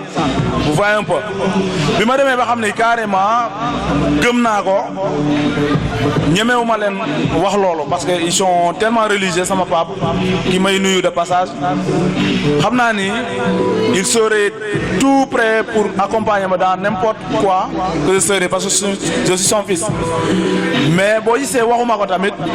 dama bëgg xool seen réaction par rapport ak man musique bi may def ma soog a mesurer sama bopp est-ce que dinaa continuer ou pas bi ma gisee première réaction yi par rapport ak samay premier son yi waxuñu ci ma xam ni la voix est libre cela veut dire qui ne dit mot consent voilà ci la xam ni ñu ngi may soutenir. kàddu yi naa sa trop mais da ngay toog teg sa baaraam ma dem si Kabir ñëwaat alma seex bi Kabir sexal Kabir waaw ba tey damay dugg maanaam si wàllum au début métti woon na trop gisoon naa amoon na benn fay ak malentendu ak benn groupe bu nekk tamit si coin bi gangsta rap affaire xawoon na parce que yaa ngeen daje concert affaire métti woon si yéen quoi maanaam histoire nan la def boobu am si yéen quoi parce que dañoo dégg ñu naan civil si crew ñu mun gangsta rap ñu mun civil si crew nan la demee quoi. Bon, je pense que loolu c'est naturel quoi, c'est naturel. Je pense que hip hop noonu la juddoo quoi. Gars yi xam ñaari groupe yi nekkee si benn bërëb dem ba xaw a tolloo doole rek forcément foog mu am genre confrontation yooyu quoi. yaa ma gën a xam foog mu am genre confrontation yooyu ku nekk day taxaw fële surtout public bi tamit day taxaw te jamono yooyu tamit mënoon naa ne on était pas mature quoi on était des gamins xam nga début la woon xam nga expérience bi nekk woon fi xam mais au fur et à mesure bu ñu demee xam nga commencé tukki commencé dem ñi xam ne après ci la ñu xam ne nii affaire bi c'est nous dans nous quoi entre nous la ñu ñoo mën a ñu ñoo xam nga ñu ñoo mën a mente doole quoi ñoo bon waaw noonu la quoi ñoo ñoo mën a bousante entre ñun quoi pour affaire bi bennoo la du affaire conflit du conflit de général wala du conflit leneen quoi yaa ma gën a xam. ok mais gis nañ tam ba tey au début crew bi bëri woon na ni trop bu ñu demee bu ñu jógee si MOP de ñëw si CBC crew y avait Las ca xam nga El Kabir gars yi ñoom Billy mais gars dañ dem ñëpp ba ndës instant yaag cër rek instant yéen a nekk si xuus di xuus si wàllum hip hop bi ñooñu maanaam tey ñoom ñoo jékki-jékki bàyyi seen loxo wala sax dañ dem ba gis ne musique mënu si am dara. non affaire bi métti yoon na trop comme Thiel lu mu fi jotoon a wax quoi xam nga temps booy am na ñoo xam te ne dañuy tànnoo football am ñi tànnoo basket am ñi tànnoo leneen xam nga ñun ñu décidé woon def hip hop xam nga bàyyi daan yoon football comme gars yi xam nga ñi tànn def hip hop ñi créé suñ benn crew ñu tuddee ko MOP waaw bëri woon nañ trop benn gang la woon quoi xam bëri woon nañ trop au fur et à mesure ñi dem ba ci biir après ñu xam ne MOP kon ko benn tour la woon boo xam ne dañ ko leboon quoi kaw ba lañ ko jëlee benn groupe bu nekk Brooklyn Billy Dangerous ak xaw ma ak Lil Fame ñu jël ko créé def ko suñu bopp quoi parce que on se voit à travers la musique lu ñuy def mooy rap gangsta bi rap hardcore bi ba fur et à mesure bu ñuy dem ñi magaale ñi xam ne affaire bi musique bi dañ koy jéem a adapté ak sa société quoi vécu la état américain bi lu muy dund ak ñun lu ñuy dund c'est pas pareil kii tamit lu muy dund ak américain c'est pas pareil donc il va falloir ñi original quoi ci lañ commencé dem ñu créé suñu groupe ñu tuddee ko collecte benn groupe mooy CBC après CBC dem ba ci biir bon ñu ne ba tey mooy loolu benn élément rocceeku moo njëkkoon a am bac dem fac xam nga groupe bi amam benn disula kii bu ndaw xam nga benn break bu ndaw ñun tamit yàlla def tamit ñu amaale suñu bac dem fac 2014 ñu créé benn groupe ñu tuddee ko Solar groupe bi dañ ko soppiwaat quoi mooy CBC lañ soppiwaat def ko Solar mooy maanaam l'âme di rap soul en anglais mooy roux rap R bi mooy maanaam kii bi quoi mooy l'âme di rap quoi lañ ko tuddee woon xam nga groupe boobu tamit dem ñu jot ak def benn single ñu tuddee ko Foundation ak suñuy 4 éléments man la Fansou Echo Dilfa ñu dem ba ci biir Dilfa tànn leneen quoi continuer yoonam Echo voyage teg ko fii mu dem actuellement dafa voyagé léegi mën a ceeg suñoo desoon quoi Billy moom dafa teel a rocceeku depuis bu ñu amee bag la rocceeku naan nekkoon suñu ginnaaw quoi di ñu manager après mu dem ba ci biir tamit xam nga affaire bi aw am kii quoi après moom tamit mooy loolu mu dem mën ak ci ñu des fi quoi yaa ma gën a xam affaire xaw am faay parce que benn bés je me rappelle bien fu naa fekkee seen benn répétition gàlle Billy la woon sax yow la woon Yannick Las ak tamit Billy moom si boppam affaire bu nice la woon quoi je me rappelle même pas les mots yi ngeen doon wax foofu noonu mais gisoon naan foofu suudewul ngeen trop te loolu tey bu demoon tey maanaam ba avancé ba toll fi ngeen toll nii xam naa lu nice lay doon di la jaajëf tamit xoolal nga joxal ma cë ma tuq ko tamit tuuti cë bàyyi gu ma la de waaw dañuy ñëw si mouvement bi M-Cout bi M-Cout bi gars yi jeunes yi ñoom ñëpp ñoo toog rassembler créer ko rien que pour développement Thionck Essyl gis nga Thionck Essyl ay talent ñoo ngi fi y a des rappeurs ak comédiens bi ak danseurs bi ak ñu bëri gars yi bëri nañ fi te maam yan kaddu yow nga war a mën a joxe pour gën a mën a pousser éléments yi ñu gën a jàpp M-Cout bi quoi waaw M-Cout bi déjà ñoom bu ñu benn mot rek laay wax quoi c'est une famille M-Cout famille la mouvement des cultures urbaines de la communauté Thionck Essyl famille la quoi en fait parce que benn affaire la rek parce que ñun boo xoolee fii moo ni nga waxee am dafa bëri ay talent mais ay talent la yoo xam ne ay talent nan laa ko mën a tuddee sax ay talent ambulant nañu en fait fii ay talent ambulant qu'est-ce que ñoo fi nekk en fait xamuñu seen valeur en fait quoi en fait li nekk si ñoom xamaguñ ko en fait donc il fallait ñu créer benn structure wala benn affaire boo xamante ni bi ñoom seen jëm bopp day fësal seen affaire parce que foog ñu xam tamit ñoom fa ñu xamee tamit ñoom dañu am nañ ay avantages yu doy waar yoo xam ne mi xam nga dafa nekk ci ñoom quoi donc comme ñoom gisuñu ko xam nga ñee na ko gis donc fallait ñu créer une culture boobu noonu pour wane ni nga xam ne saa waay yéen talent bi nekk si yéen am nga si avantage mën ngeen ci tekki xam nga mën ngeen ci jëriñ dëkk bi nga xam nga te loolu moo si ëpp solo xam nga ngeen gis seen bopp jëriñ ci dëkk bi tu vois donc moo tax ñu créer pratiquement mën naa looloo tax pratiquement mouvement une culture judd tu vois parce que dafa judd côté culturellement la juddoo le mouvement bi judd parce que boo nee artiste xam nga ne artiste bokk na ci yoon boo nee artiste musique xam nga art ak leneen lépp c'est la culture ci culture la bokk donc moo ëmb loolu noonu daal donc mouvement yi pratiquement naturellement noonu la jógee quoi donc comme mi ngi mouvement bi nag Dakar la bon du may Dakar la juddoo sax mais naturellement daal fa la jógee ci ay waxtaan yi ndaw ne yàlla mouvement bi jógee mais base bi est la li ñuy fayet fa yëpp pour fii la moo tax événement bii nii xam nga ñu naxaloo MCUT Dakar ak MCUT en fait benn MCUT bi la quoi mais seulement mbooloo may doole donc ñu mujj xam nga créé fi benn bureau ñu mbooloo xam nga def benn moo créé lii nii yëpp quoi donc en fait c'est une culture la en fait culture la générale quoi donc moom la ñuy fësal culture dëkk bi di ko fësal xam nga ci fànn bu nekk xam nga en fait na loolu demee quoi c'est ça. mais j'espère que projet yi yamul fii kese projet yi dafay élancer gën a dem ci kanam parce que maa ngi dégg si wéy bëy laa ko fore que 4 avril war na am loo xam ne mois d'avril cela war na am loo xam ne même mouvement MCUT moom moo ko war a organiser. loolu est-ce que gaa ngi si bàyyi xel wala soit yéen si waxtaan. waaw exact mooy MCUT mi ngi soog a juddu donc step by step la ñuy def quoi donc ay programme am nañ planification ay programme lañu ak ay planification la ñu am quoi donc step by step la ñuy demee mooy li nga xam ne yëpp incha allah dinañ fa àgg quoi léegi juste li prétexte loon pour am ubbi ay porte parce que bëgg nañ fi ak ci kanam xam nga teg festival xam nga après festival xam nga yaatal ko ci xam nga ci bépp fànn parce que MCUT yamul ci musique kese musique xëy na peut-être moom la gars yi gën a gis mais lépp ngi ci biir MCUT fecc beeg xam nga art beeg xam nga lépp design lépp ngi ci biir donc ci côté bu nekk daal dañ ciy yëngu quoi mais step by step rek incha allah ba àgg niveau boobu. waaw mais kàddu yi rafet na te am na solo tamit trop xam naa dama leen fi téye tam lu yàgg nga wax seen mot de la fin après ma libéré yeneen éléments yi yéegaat. waaw mot de la fin mooy di ñaan yàlla lu ñu sumb nii mu bañ fee yam mu law raw ba vraiment ba ñun sax buñ fi nekkatul sax xam nga génération bi di ñëw jëriñu ci xam nga gis seen bopp ñoom tamit xam nga di ko lawal di ko màggal xam nga ba vraiment daal lépp lu ñu ñaanoon ci dëkk bii nii ci borom defal ñu ko quoi jaajëf. ok jaajëf Kabir. waaw mais xam naa mu la ñëw libéré nii quoi ce mot de la fin. waaw man moom xam nga di ñaax ñëpp mooy artiste yi nekk conga silu ak gars yi tamit yeneen cadre yi nekk si biir dañuy jéem a gëstu quoi jéem a gëstu dëkk bi parce que ku nekk ñun aar la ñu am quoi ñun aar la ñu am si aar la ñu nekk looloo tax ñu indi loo xam te ne day jëmal kanam aar conga sil ñoom tamit ñu xool quoi ñoom tamit ñu jéem bon du mën a ñu jéem a roy si ñun quoi peut être am nañu idée yooyu mais di leen encourager quoi di leen xam ne ñu def back to the roots quoi lépp lu ñuy dem puuti ci biti mën nañ ko fi indi quoi gars yi jëriñoo ci en même temps di remercier waale seen Joko TV xam nga ca kaw ca kanam rek. ok jaajëf Kabir ok puissance yow dañuy ba tey si fin d'année spécial fin d'année à Thionck Essyl ba tey ma ñëwaat sama invité Links ma niga te mën nga ma ñëw tuuti maanaam mën nga ma faram-fàcceel maanaam mouvement MCUT bi nga faram-fàcc tuuti. ok MCUT veut dire mouvement des cultures urbaines de Thionck Essyl MCUTE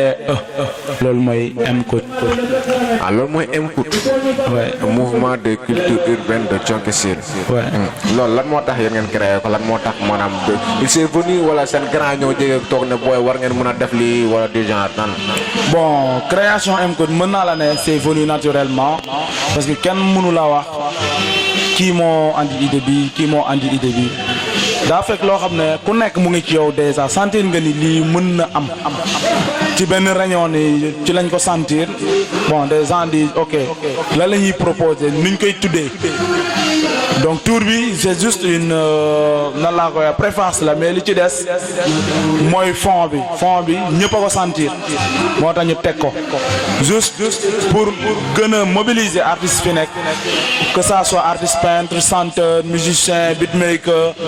roller etc en tout cas daal tout ce qui est culture urbaine ñu mobiliser ko ñu mën koo formaliser bu boobaa jeunes yi tamit ñu mën cee njëriñu ñu xam ni art c'est pas quelque chose de négatif art dafa nekk loo xam ne loolu mu mën a changer monde mais avant le monde mu mën a changer suñu dëkk bii di Thionck Essyl voilà loolu moo waraloon création bi. ok kon su ma comprendre bu baax dañ ko def maanaam pour développement Thionck Essyl. oui dañ ko def def pour développement artistique de Thionkesil d'abord, changement de mentalité, changement de comportement et aussi s'adapter aux différentes mutations de développement. ok that's right yoo xam naa tam du ma la fi téye lu yàgg da nga war a dem dóor sur scène léegi yow dama lay bàyyi libéré la jël yeneen éléments yi. ok merci di jaajëfal waa Jokko TV vraiment mënuñu leen fay ci li ngeen di def nii macha allah ca kaw ca kanam d'accord. jaajëf yow jaajëf ñoo far ok waaw jógee waaw ba léegi bàyyigu ma leen gars yi instant yi xolo ma ne mun ma jël ñëpp mais xam naa je ferai le maximum teraat sama yeneen ñaari élément samay booy la ñoo samay booy lañ boo gisee am nañ bëri foofu ne jaar nañ fi fis naka waar ça va sant yàlla yaa ngi cool ay cool alhamdulilah gis nañu sànq def nga benn action bu naay si scène bi te doon nga lancé benn message boo xam tamit maanaam na Thionkesil mbooloo quoi juboo doon benn gis nañu am na faay foofu noonu yow léegi lan moo tax nga wax loolu da nga gis ni gars yi juboo ñu wala soit du genre na la demee noonu non du saaga neega gars yi gëmuñu mun nañ ne gëm nañ mun nañ gëmuñu parce que boo xoolee Thionkesil nu mu demee Thionkesil da ngay woote pour jëmal Thionkesil kanam comme ni ko joolaay di waxee fëccil kanam quoi yóbbu Thionkesil si kanam mais doo gis ku la si apprécier ko ou bien koo xamante ne day ñëw jàppale la pour nga yóbbu ko si kanam quoi Thionkesil nakari na programmé nakari na organisé mooy loolu jeunesse Thionkesil bi peut-être mun nga wax sax bëgguñu waaw parce que boo ñëwee pour defaral leen il est que ñu jàppale la non dañuy toog di la seetaan ba leneen ak leneen di si génn alors que c'est pas ça quoi Thionkesil pour organiser day métti quoi day métti trop waaw xaw ma nag lan la waaw. ok gis naa ne yaa si élément ay crew ngeen mooy Phantom Family. la moo tax Phantom Family pourquoi Phantom Family. Phantom Family c'est juste tur la nii rek waaw Phantom n'est-ce pas xam nga lan mooy Phantom waaw. yéen leer na leen leeru yàlla ko du ngeen ay Phantom te doon ko mos a doon. non boo déggee Phantom Family ñun ay Phantom lañ si biir hip hop bi quoi Galsen bi ñun ay Phantom lañ si ay rappeurs yu dee dundaat quoi ay rappeurs yoo xamante ne dee nañ ba pare dundaat waaw ñun hip hop bu Galsen bi hip hop bu massa bi tamit ñun ay Phantom lañ si quoi cela veut dire ñun dañoo jaaxal nit ñi parce que ñëw nañ ak moo loo xamante ne ay rappeurs ak rappeur ñoo xamante ne jiitu nañ fi def nañ defaat mënuñu ko sax am li gis nga nu ñu jógee si hip hop bu massa bi sax am na ñoo xamante ne ñooñu mag ñooñu fi njëkk ñoo xamante ne yàgg nañ fi jógewuñu comme ñun nu ñu jógee quoi comme nit kooku boo ko gisee tey mënoo ko woowee lu dul Phantom quoi loolu moo indi tur bi Phantom Family quoi Phantom Family. Phantom Family. yaa si élément bi. waaw yéen ñaar kan moo si dirigé yow wala moom. non Phantom Family nag amul dirigeant quoi xanaa merci bi maa ngi koy jaajëfal bu baax quoi jàpp na si. def na liggéey mooy loolu. waaw merci bi mu ngi tudd Ablaye Kofi Diatta quoi élément bi. Ablaye Kofi Diatta waaw mais yow hip hop bi il fut des temps duggoo si woon animation bi da nga nekkoon DJ. waaw mais ba léegi yaa ngi si DJ mais hip hop bi lan moo si dugal tey. non hip hop bi boo xoolee ma xool hip hop bi commencé wu ma ko fii maa ngi koy commencé depuis temps mais boo xoolee fii laa yéege concert fii laa prouvé fii laa defee lépp quoi mais lu tax ma dugg si hip hop bi mun naa ne waaw loolu la sax man dama nekk nit koo xamante ne lancer appel moo may dee di neex quoi du ma bëgg di gis lu salte ma koy xool nii ma ne pourquoi pas ma jéem a instruire jéem a jël benn but jéem si foo lancer ko public bi quoi parce que public bi tey boo naree taxaw nii di wax duñ la déglu quoi ma ne kon bàyyi ma jël musique bi nga xam ne musique bi la public bi gën a déglu moom la gën a cons ma jël ko ma lancer si samay message quoi pour gars yi mën ma déglu pour gàttal hip hop bi lu tax ma dugg si tey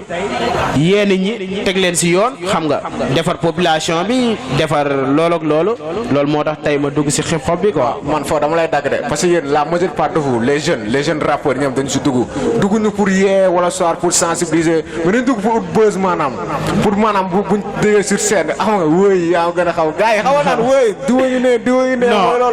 non loolu boo ko waxee da ngay daanu quoi dëgg la am na ñoo xamante ne dañ siy dugg pour buzz. man du ma daanu xalaatuma daanu sax. non fii avec moi avec kaddu fraîche da ngay daanu quoi. non da ngay daanu xam nga lu tax ma wax la loolu. am na ñoo xamante ne c'est vrai waaw dañ si dugg pour am buzz am na ñoo xamante ne dañ si dugg pour xale yu jigéen yi am na ñoo xamante ne dañ si dugg pour foo xamante ne fu ñu romb rek ñu ne waaw diw non man hip hop bi dama ko engagé si lu may def man su ma nee lii la quoi te Thionkesil bi ba mu daj xam nañ kan mooy kaddu fraîche xam nañ luy Phantom Family quoi dëkk bi tey bu jëmee kanam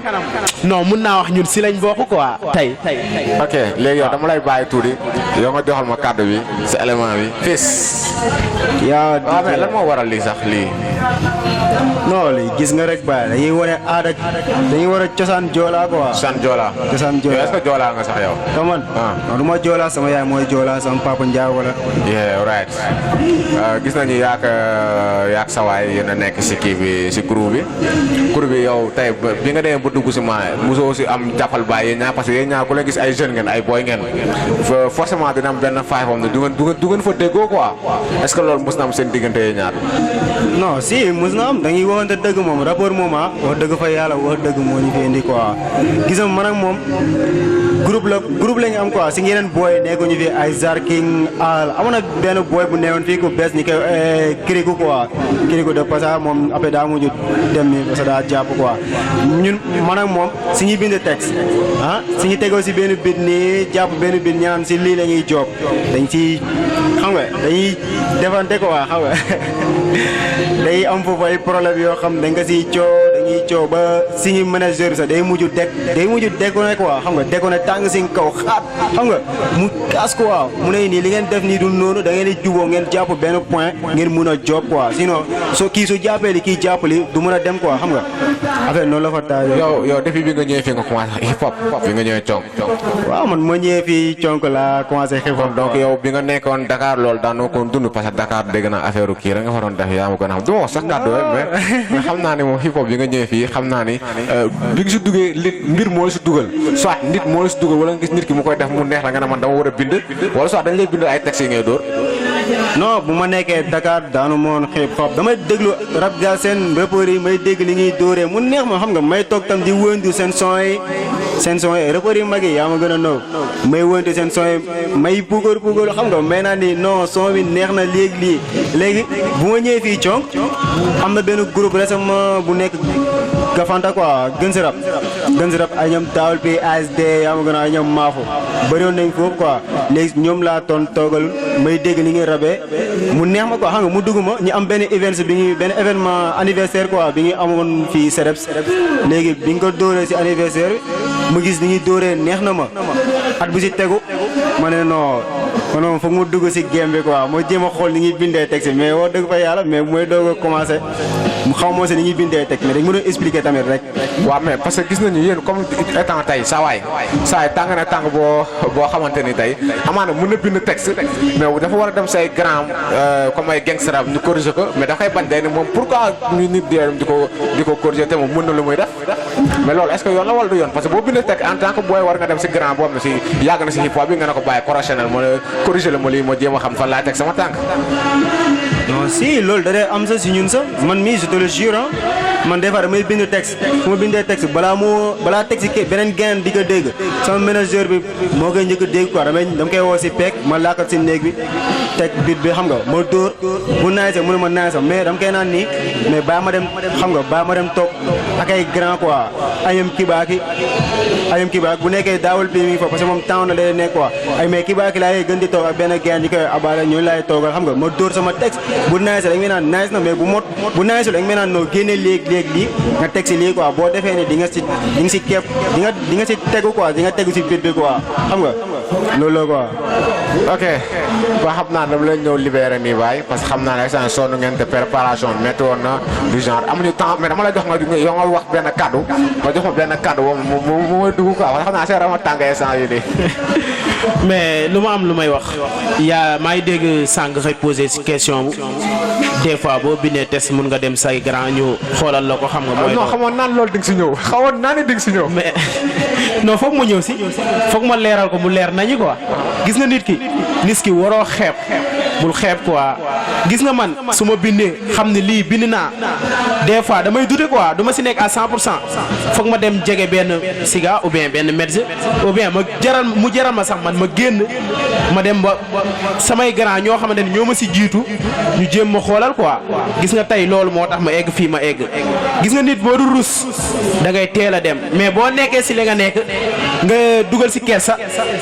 da lay yéexlu quoi da lay yéexlu mais après ça maa ngi lay féliciter émission bi nga ma defal ni tey maa ngi soog a toog ni def émission en direct télévision su ma juumul rajo rek laay dee di dem ou bien genre kii yu ndaw yi mooy loolu noonu di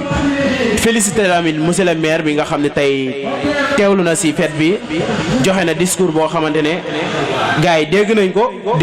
discours bi neex na lu mu def tamit neex na gëmuñu woon sax tey mu teel a ñëw nii mais ak surprise bu mu ñu defal amuñu ay fayam quoi amuñu fayam input amuñu fayam waaw mooy loolu quoi. ok waree affaire yi neex na xam naa dinañ ko gën a biisaat mu gën a yomb. ok merci bonne continuation ah. puissance rek ñëw fa ok daaj gars yi ba léegi ah toujours ñoo ngi conke si la spécial fin d'année spécial fin d'année. waaw mais ba tey nous sommes en direct sur Joko TV spécial fin d'année ici à Thionck-Essyl tey jóge naa si mouvement MCUT tey ñëwaat si mouvement Noir et Fier NF ma toog fondateur coordonnateur il se nomme Moussa Anthony Diatta alias Killa waaw maa ngi lay bëgg de. lan delloo ziar bro. yaa ngi cool. maa ngi sant bu baax. tey avant tout dama lay laaj fin d'année bi nan nga ko dundee. bon avant tout maa ngi remercier waa Joko TV ci seen teewaayu niveau de Thionck-Essyl. lii moom c'est quelque chose de niveau bi nga xamante ne moo fi am Thionck-Essyl ñu am ni 31 décembre bu xumbee nii ñu am benn chaîne télévisée bu fi ñëw nekk fi ak ñun accompagner ñu ci journée bi loolu vraiment mbégte la ci ñun daal. ok mbégte la si ñun ñëpp tamit parce que bul fàtte ne ki di wax ak yow waa Thionck-Essyl la tey bu amee lu mu am ni daanaka Thionck-Essyl def na si pas. waaw kon jeex na tey damay laaj pourquoi Noir et Fier lan moo tax lan moo waral. bon Noir et Fier daa doon li nga xamante ne daa am benn phénomène bi nga xam ne mu ngi dund suñu biir gars yi di ko caaxaane ñii di ko saxay affaire te li nga xamante ne dañuy gaañ ñun ñëpp. mais daa am ay conséquences yu fa nekk Noir et Fier yi boo gisee ñu taxawal ko tey c'est juste que phénomène boobu dañu gis ci nit ñi nga xamante dañ koy jël di ko foowe ñu bëgg leen ci maanaam ñu bëgg leen ci yedd waaw c'est-à-dire la sensibilisation on voulait les sensibiliser sur les conséquences de la dépigmentation ñu créé crew bi pour ànd taxaw ci loolu noonu. Noir et Fier yow tey am nga yaakaar ne kay tey ñi nga xam ne ñoo nekk yow di dépigmenté wu comme jigéen ñi gis nañ góor ñi sax léegi dañuy xeesal loolu moom gis nañ ko. mais est-ce que am nga yaakaar ne loolu avec la sensibilisation di nga gis ni ñu doon xeesal dañ bàyyi ndax ay conséquences yu bëri moo ngi ci ah. waaw si dëgg la. c'est-à-dire que sensibilisation duñ ci mos a taay tamit quel que soit alpha ak nu mu mënti demee nañ continuer di sensibiliser nit ñi waaw c'est-à-dire aussi il y a des façons ku nekk ak ni ngay sensibiliser sa public ku nekk ak cible bi nga ciblé pour mën a sensibiliser ku nekk cible bi nga sensibiliser sa population parce que am na ñu bëri ñi nga xamante ne ñoom pour seen sensibilisation c'est juste dañuy jël ñu ne sol ay t-shirt Noir et Fier def ay marche affaire yooyu te loolu noonu après du am suivi ñun suñ mbos luñ ko bëggee sensibiliser juste day am suivi waaw te après mooy samedi bi incha allah daa am benn lancement officiel bu ñuy def ci Noir et Fier bi waaw léegi suñu suivi bi ça sera sur le terrain après loolu nag moo ci gën a am solo ci suñu liste bu ñuy def nii. ok kon si j'ai bien compris yow da nga si dugg maanaam pour ñaax gars yi ñi nga xam ne ñoo ngi si di def loo xam ne. waaw ba tey gis naa ne yaa ngi si liggéey woon pour sensibiliser yaa ngi ànd ak ay y a des charmantes filles qui sont là aussi y a Mariama yaa Amina som xale waa ngoog yaa Dieynaba gis nañ tey yaa ngi si xeex boobu si raak boobu noonu mu métti trop mais est-ce que am na ñi nga xam ne ñoo nekk sa ginnaaw di la doolal maanaam borom daraja yi te est-ce que ñu ngi la siy encouragé tamit. borom daraja yi maanaam ñi nga xam ne am nañ doole si dëkk bi est-ce que ñu ngi la siy jàppale si loolu. bon xeex boobu waaw am na ñu bëri ñi nga xam ne ñu ngi ma ciy jàppale bu baax a baax waaw mën naa citer le cas de Mandiang Frère Diatta mën naa citer le cas de Lat ma Gawla Seck mën naa citer aussi le cas de sama collègue yu bëri tamit ñu ngi sama ginnaaw quoi. waaw ñi nekk sama ginnaaw moom bëri nañ su ma juumee rek lii. ok kon day gis nañu yaa ngi ànd ak jigéen ñi yaa Mariama yaa Amina yaa Dieynaba yaa aussi Eva damay jël koy bi jox ko fii kenn si ñoom rek kuy wax Amina jëlal ma lii Amina jëlal lii yaa ngay rus lu fii Amina naka mu. ça va. yaa ngi si jàmm. maa ngi si jàmm. yaa ngi happy. waaw. bonne heureuse année. merci. yaa ngi waaj 2021 bi. waaw mais yow léegi kii bi initiative bi nan nga ko gisee. xanaa kontaan rek. kontaan nga. waaw tey yow ko la jox diw pour xeesal di nga xeesal. non jamais. lu tax. baax na nii si man. nii baax na si yow. waaw mais gis nañu ñun góor ñu bëri ñun lu xees la ñuy wër de ñun ku ñun soxla ñu ko de. non même pas. jox la Mariama kàddu yi Mariama. si yaa ngi cool. maa ngi sant yàlla. lii nii si noir bi baax na si yow. waaw baax na man koy wax mais boo defee make up il se peut du génn. non dañuy waxtaan rek. parce que ku nekk tam sa arrangement la nit ñi am na jigéen ñi nga xam ne tey xees moo leen gënal. ñii ñuul moo leen gënal. mais xees tamit beneen daa mel ni moo gën ñuul de. non man ñuul moo gënal. ñuul moo la gënal. billaay loolu nga gis yow. ok jaajëf waree ba amul problème Dieynaba la Diez. waaw. naka war. ça va. waaw bonne heureuse année yow tamit. merci beaucoup à toi aussi. ok merci. sinon yaa ngi cool quoi. waaw maa ngi sant yàlla. tey yan ban kàddu moom mooy sànni si NF mouvement Noir et Fier quoi yan kàddu nga siy sànni tey. ci mouvement Noir et Fier bi man daal lu ma am pour wax leen mooy maa ngi leen di encourager bu baax ndax ins bi nuñ moment yi ñu toll nii ñu ngi gis sunu génération bi ñun xale jigéen ñi dañoo am tendance di xeesal daal ndax xale góor yi dañuy am habitude di wax ne ñoom dañaa bëgg jigéen ñi xeesal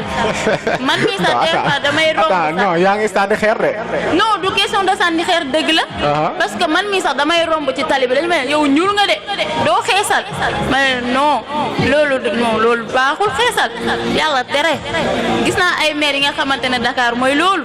man ñaanuma ko yàlla ma ci yàlla musal xeesal moom non jamais de la vie maa ngi ñaan nag sama mbokku xale jigéen yi ñoom ñëpp ñu topp ci Noir et Fier macha allah teint noir dara daaku ko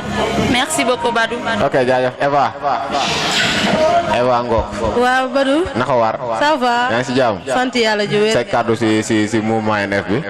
man maa leen di jaajëfal bu baax a baax. di leen remercier waaw. mais yow tey maanaam tey su ma la joxoon maanaam lan laa ko mën a waxee sax maanaam su ma leen poussé maanaam pour nga xeesal est-ce di nga ko def. non loolu moom du ma ko def. lu tax parce que non seulement sama teint dama ciy fier africaine la sama teint dama ko nar a conserver pour man. am na africaine yu bëri yi nga xam ne ay pur sang africain lañu mais seen teint dafa leer dañu xeesal te teewul na ay africain lañu. mais xam naa loolu mais nit gis nga nit da nga nar a fonk sa bopp. d'ailleurs da nga nar a fonk sa bopp. kon donc yow boo xeesalee rek fonko sa bopp. non fonko sa bopp te ay wala ñeneen ñi déggee. pourtant dëgg la lu may wax nii dëgg la. gis nga nit kese la. sa tey yàlla moo la ko jox lu la yàlla jox rek da nga ko nar a conserver mu nekk sa bos. naroo koo yàq. lii yëpp xale yu góor yi ñoo ñu ciy dëggal. maa ngi naan nag sama moromu jigéen nii nag leen fonk seen i tey. waaw da ngeen bàyyi xeesal bi moom. ok jaajëf. ki la daa mel ni sa ginnaaw sa taxaw na de. waaw sama ginnaaw moom ragaluma ci dara moom. booy instant ñu ngi lay défendre nice. bu baax a baax. instant lan ngay wàcc. bon maa ngi lancé benn message ci public bi yëpp ci sénégalais yi yëpp ci sama frères yi sama sœurs yi sama yaay yi ci sama xarit yi yëpp maa ngi leen di ñaan ñu ñëw jàpp ci combat bi ndax lii dafa bokk ci li nga xamante dañuy gën a jëmale réew bi ci kan ndax xeesal bi gars yi dañu foog ni bon ci mode la nekk quoi wala c'est un nastu de beauté wala yenn yi alors que c'est pas le cas xeesal boobu lu muy joxe ci doomu nit ki vraiment bu fekkente ne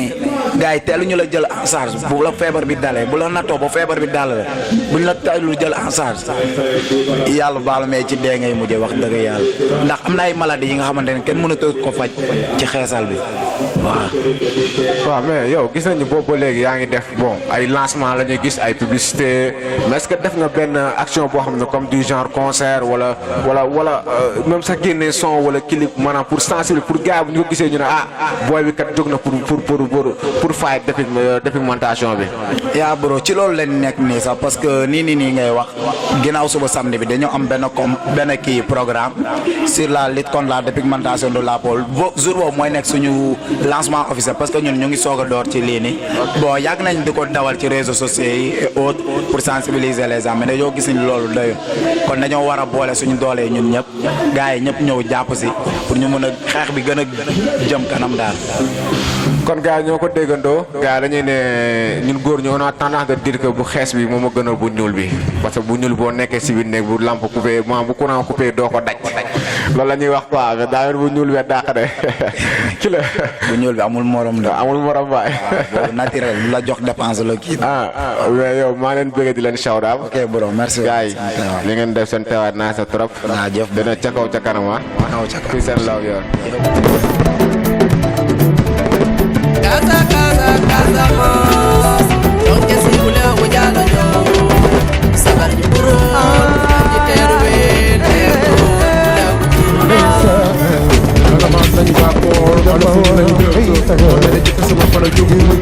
Wala